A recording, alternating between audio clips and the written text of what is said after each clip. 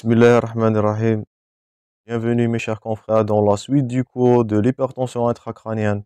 On a vu la fois passée la physiopathologie avec les séquelles, bien les complications localisées et systématiques. Dans cette deuxième partie, on va aborder de la clinique et du traitement avec son étiologie. Les liens sont disponibles toujours dans la description. N'oublie pas d'abonner pour recevoir les prochains cours et on commence. Dans la clinique, gardez-vous en tête qu'on a deux phases. La phase compensée, comme on avait dit la fois passée, que grâce au mécanisme de compensation. Mais lorsque ces mécanismes malheureusement sont défaillants, on va entrer dans la phase de décompensation. Donc, la phase de compensation peut se manifester par les signes cliniques les plus retrouvés là, les plus répandus, et de la céphalée, les vomissements et les troubles visuels. Donc, la céphalée, elle est fronto-orbitaire, occipitale, sans cela traduise une localisation lésionnelle. Donc, c'est une céphalée inexpliquée, sans lésion, qui est progressive et devenant résistante aux antalgiques. Donc, les antalgiques classiques vont pas diminuer la douleur. Ils vont pas avoir d'un effet antalgique contre cette céphalée-là qui est due à l'augmentation de la pression intracrânienne, certains volumes. Donc, ça vous nous fait évoquer la céphalée d'HIC. Troisièmement, elles apparaissent volontiers en fin de nuit avec un pic entre 16 heures et 4 heures du matin en réveillant le patient la nuit.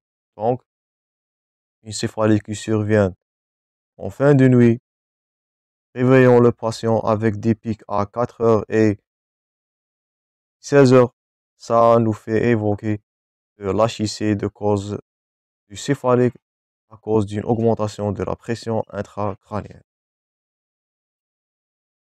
Deuxièmement, c'est le vomissement en jet qui va soulager initialement les céphalées.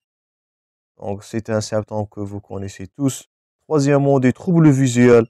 C'est de la baisse de l'acuité visuelle, la paralysie du un ou des nerfs du sixième nerf, c'est de l'abduction.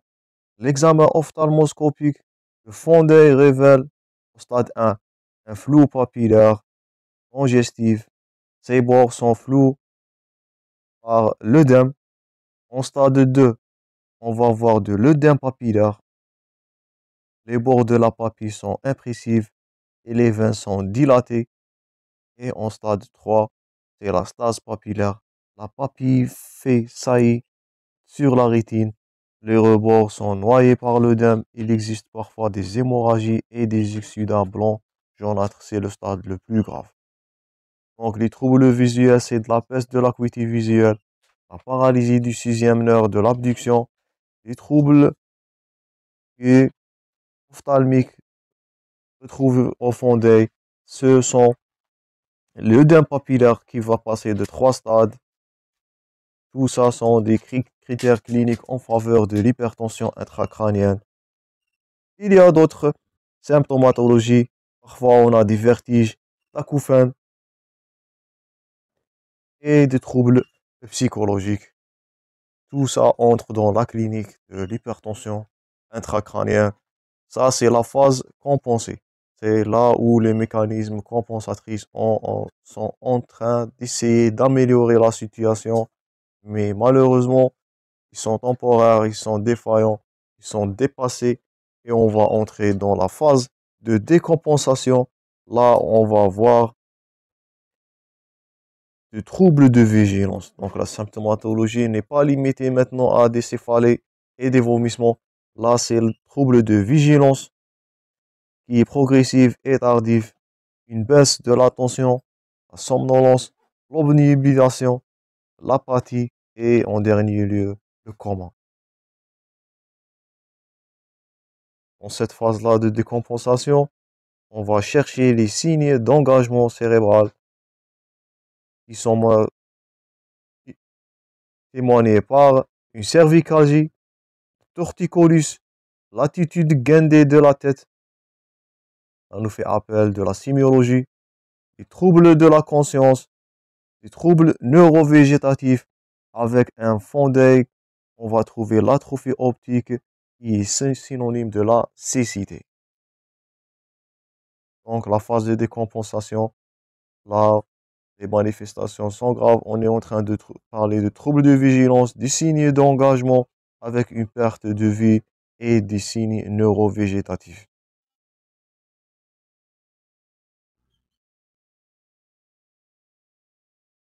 Passons maintenant au tableau clinique chez le nourrisson et chez l'enfant.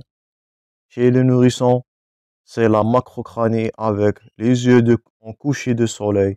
C'est la description typique d'une hydrocéphalie. On va voir ça dans le prochain cours, Inch'Allah. C'est l'hydrocéphalie.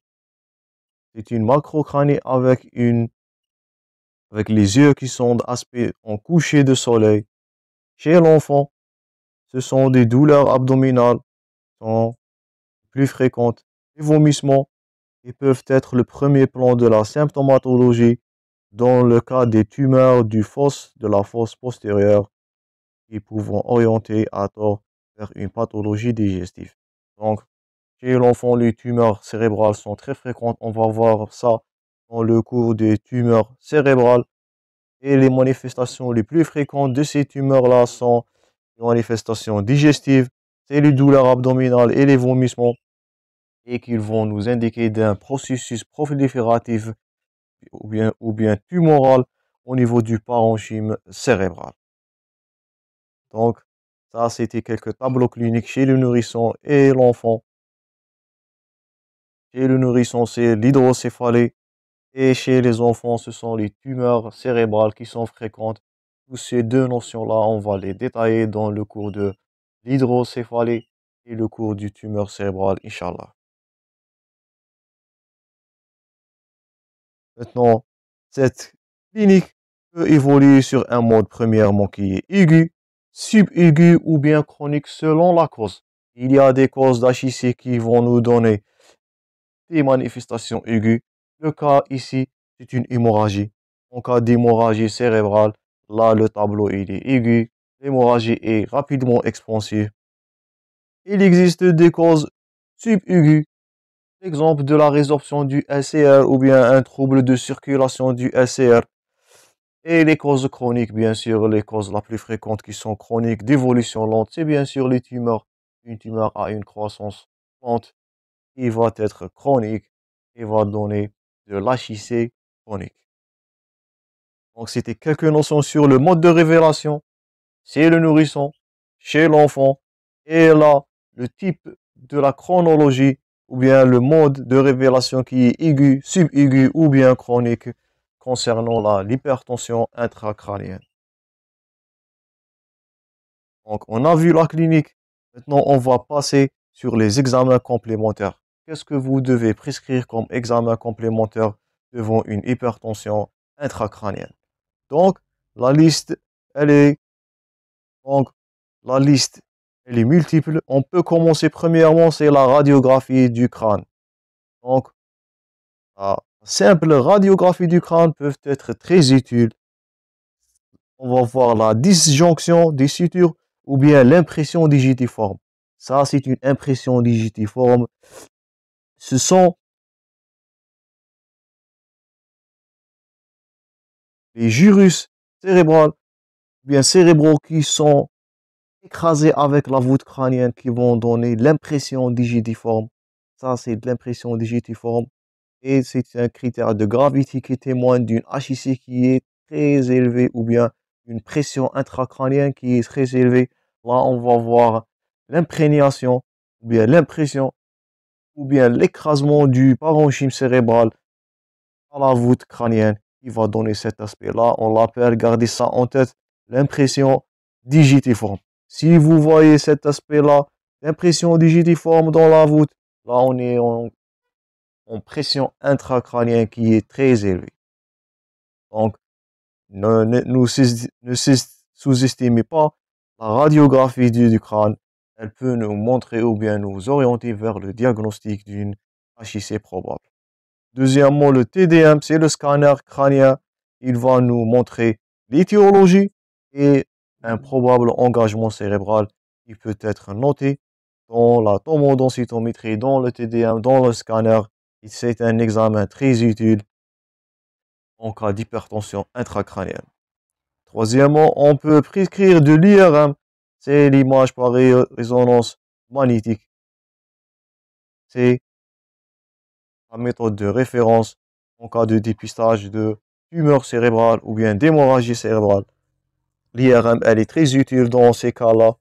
On peut même prescrire un électroencéphalogramme concernant les foyers épileptiques. On peut même mesurer la pression intracrânienne à l'aide d'un capteur loge dans les ventricules extradurales ou bien parenchyme qui va nous aider à suivre l'état d'évolution du patient comme on va voir dans le traitement. Mais notez bien, ça c'est en rouge. On pratique jamais de la ponction lombaire dans le cadre d'une hypertension intracrânienne. Pourquoi?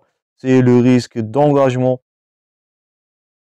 Une ponction lombaire va favoriser l'engagement cérébral de la fente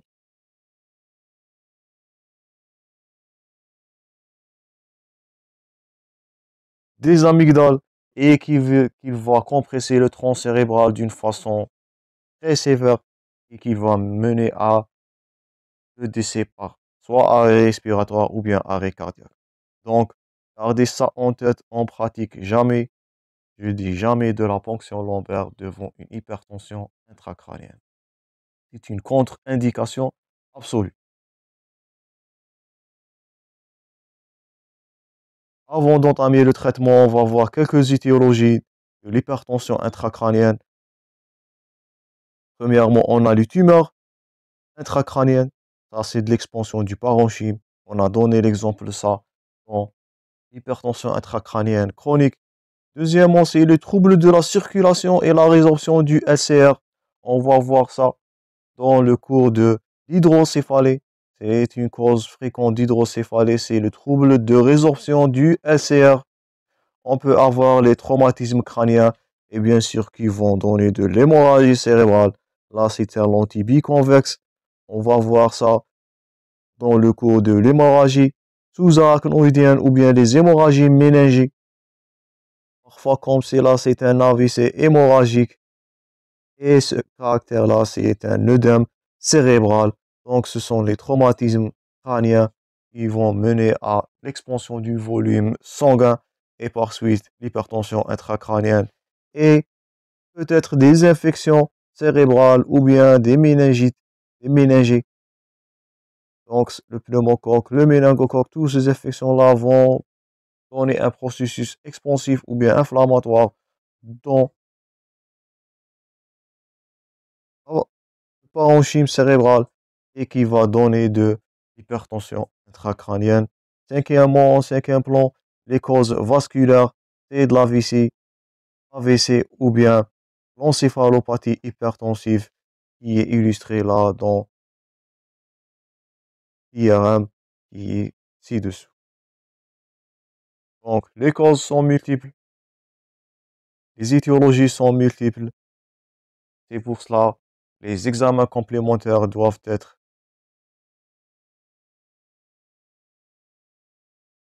bien coordonnés et systématisés afin de faire le diagnostic et éviter les formes graves. Sixièmement, on a une maladie ou bien une pathologie qui est l'hypertension intracrânienne idiopathique. Donc, on va détailler l'hypertension intracrânienne idiopathique. C'est une affection touchant plus fréquemment les femmes jeunes en surpoids. Donc, idiopathique veut dire que la cause, elle est mal définie. C'est l'hypertension intracrânienne idiopathique. Le diagnostic repose sur la mise en évidence des symptômes qui sont liés à une augmentation de la pression intracrânienne sans autre cause retrouvée selon les critères de Dandy de 2002 et qui sont révisés en 2003. Lorsqu'on a de l'hypertension intracrânienne sans cause évidente parmi les 5 qui sont illustrés là, si on élimine tous ces diagnostics là, nous sommes devant l'hypertension intracrânienne idiopathique. Elle est fréquemment chez les femmes jeunes en surpoids. Les principales complications sont la perte visuelle qui est malheureusement irréversible. Elle survient sur au moins un œil dans 10% des cas, qui est précédée par l'œdème papillaire, c'est la stase du sang veineux au niveau de la papille, c'est le marqueur clinique de l'HIC. Malheureusement, ça peut évoluer vers la perte visuelle irréversible sur au moins une œil ou bien un œil. Le traitement repose sur la perte de poids, l'éviction des facteurs déclenchant ou aggravant l'hypertension intracrânienne idiopathique.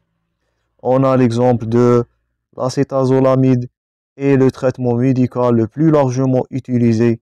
La prise en charge chirurgicale n'est indiquée qu'en cas de détérioration visuelle malgré un traitement médical maximal. Les types de procédures chirurgicales les plus courants sont la chirurgie de dérivation du LCS, c'est le shunt lombo-péritonéal. On va dériver du liquide cérébro-spinal vers le péritoine ou bien la cavité lombaire. On va voir ces méthodes-là, ces manœuvres-là dans l'hypertension intracrânienne. C'est la dérivation du LCS ou bien l'alternative est la fenestration de la gaine du nerf optique. Et comme dernière étiologie, bien sûr, c'est la craniosténose. C'est un autre cours qu'on va détailler prochainement, Inch'Allah. Donc, parmi les causes, on a l'hypertension intracrânienne idiopathique, on a du craniosténose et on a des processus expansifs, quel que soit dans le parenchyme ou bien dans le compartiment sanguin ou bien de troubles de circulation du LCS qu'on va voir dans le cours de l'hydrocéphalie. Donc, j'espère que ces critères sont bien mis en tête. On va détailler tous ces critères-là dans les prochains cours. Le cours de l'hypertension intracrânienne, le cours du craniosténose. Donc, n'oublie pas d'abonner pour avoir les cours prochains. Maintenant, on arrive en dernier plan, le traitement. On a un traitement étiologique et un traitement symptomatologique. Le traitement étiologique, c'est l'exérèse du tumeur, s'il existe une. La ponction drainage d'un abcès, lorsqu'on a un abcès cérébral. L'évacuation d'un hématome extradural ou bien un hématome sous-dural. Tout ça, on va voir dans le cours d'hémorragie sous-arachnoïdienne. La chirurgie décompressive, s'il y a une compression crânienne et la dérivation ventriculaire externe ou interne, s'il y a un excès du liquide cérébrospinal. Je répète, tous ces manœuvres-là vont être détaillées dans les cours d'hémorragie cérébrale, du craniosténose et d'hydrocéphalie. Ce sont tous des cours enchaînés en l'HIC. En dernier lieu, on a le traitement symptomatique qui est premièrement médical, établir les fonctions vitales.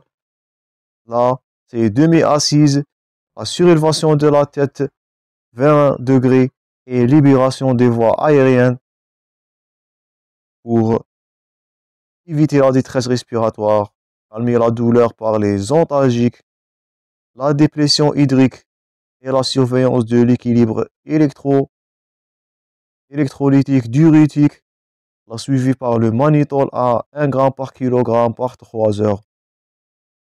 Donc, parmi les complications, on a eu des troubles hydroélectrolytiques. On ne veut pas avoir ces critères-là, car ils ont le risque de troubles anioniques et d'arythmie cardiaque. Donc, on va les surveiller. On a de la corticothérapie qui est efficace sur l'œdème péritumoral. Si on a un œdème ou bien un abcès ou bien un tumeur, là, on va avoir une réaction inflammatoire autour de foyer là. Ça va aggraver l'hypertension intracrânienne. Donc, la corticothérapie, elle est indiquée dans ces cas-là afin de limiter le foyer inflammatoire et de diminuer du volume de l'inflammation pour diminuer le degré de l'hypertension intracrânienne et lutter contre les conséquences. Dernièrement, en cas de coma, c'est l'intubation et la ventilation à cause de la diminution du métabolisme Bien, on peut diminuer le métabolisme cérébral par de l'oxygénothérapie. Pourquoi? Pour ne pas être attrapé dans le cercle vicieux des conséquences métaboliques et systémiques, comme on a vu dans la première partie. On a vu que les deux conséquences à craindre, c'est la diminution du débit sanguin cérébral et l'augmentation des besoins qui est un cercle fermé, un cercle vicieux qui peut engager le pronostic vital. En dernier lieu, on peut mettre du traitement chirurgical. C'est le drainage du SCR et la chirurgie décompressive. Ce sont des manœuvres de recours en cas d'inefficacité du traitement médical pour soulager le patient, pour limiter de l'hypertension intracrânienne et ses conséquences néfastes. Là, nous sommes arrivés à la fin de ce cours-là. J'espère que l'hypertension intracrânienne est claire maintenant. J'espère que la vidéo était bénéfique et simple. C'est un cours un peu compliqué, mais j'espère que la vidéo était bénéfique. Je vous rencontrerai prochainement, Inch'Allah, dans les prochaines vidéos. Merci pour votre attention et bon courage.